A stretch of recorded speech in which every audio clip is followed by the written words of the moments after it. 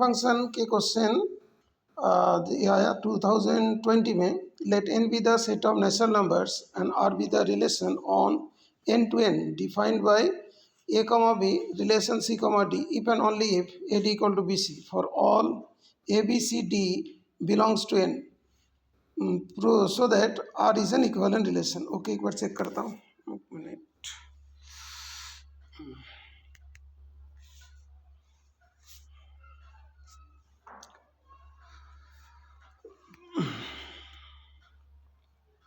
relation a comma b relation c comma d if and only if ad equals to bc for reflexive let a comma b belongs to n for ab belongs to n तो ab equals to ba, ab जो होगा ba भी वही होगा. ठीक है, बहुत बढ़िया. ठीक है, तो ab रिलेशन ab बिलोंग्स हो रहा है, that for it is reflexive. Correct. Next, symmetric. Let A B relation C D belongs to N, that is A B C D belongs to N.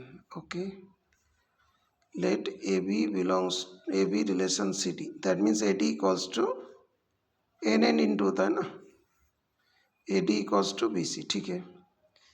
Also product है तो B C की जगह क्या लिख सकते हैं, सी बी भी लिख सकते हैं, और ए डी की जगह डी ए भी लिख सकते हैं.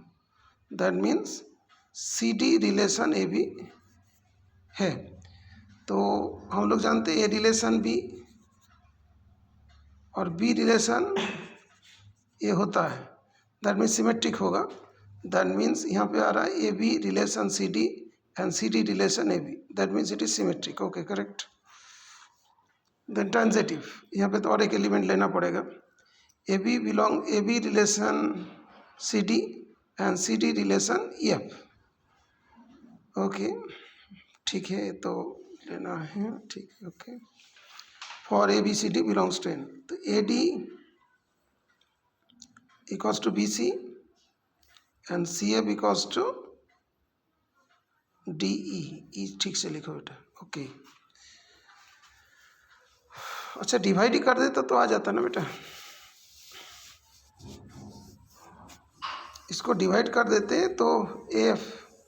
अच्छा ठीक है, ठीक है, उसमें ऐसा करते ना बेटा, नहीं तो ए एफ चाहिए था ना, सी डी, और सी डी इस तरफ काट जाता, सी एफ और ए डी को इंटू कर दो, तो A D into C F,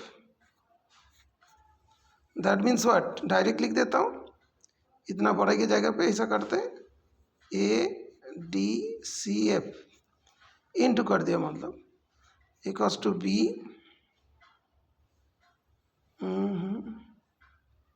B C D. कौन कौन काट जाएंगे, ई कैंसिल हो जाएगा और डी भी कैंसिल हो जाएंगे, तो A F equals to B C, A because to B E are.